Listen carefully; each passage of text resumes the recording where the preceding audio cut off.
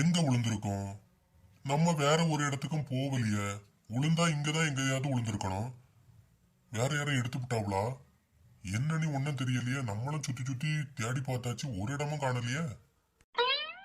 ஒருவேளை இதுக்குள்ள எதுவும் கிடக்குமோ? என்னங்க என்னாச்சு உங்களுக்கு? எதையோ தீவிரமா தேடிட்டு இருக்க மாதிரி இருக்கு. அப்படி என்னத்த கலஞ்சிய?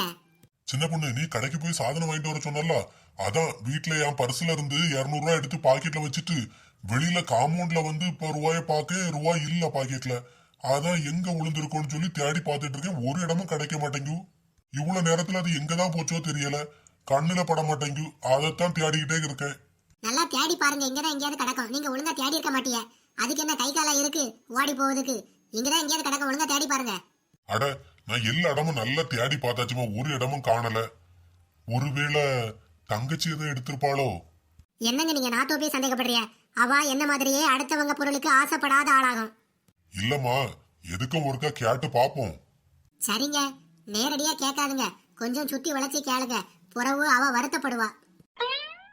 ஏமா ஸ்னேகா, என்னண்ணே? தங்கச்சி, நீ ரோட்ல ஏதோ 200 ரூபாய் கடந்தா எடுத்து வச்சிருப்பியா? சேச்சே, நான்லாம் எடுத்து வைக்க மாட்டேனே. பாத்தீங்களா, நான் தான் சொன்னேன்ல உங்கள்கிட்ட, எடுத்து வச்சா மாட்டிக்கிட்டோம்லானே. நான்லாம் எடுத்த உடனே செலவு பண்ணிடுவேன். நீ சொன்னது சரிதான் சின்ன பொண்ணு. இவ ஒன்னே மாதிரியே தான் இருக்கா.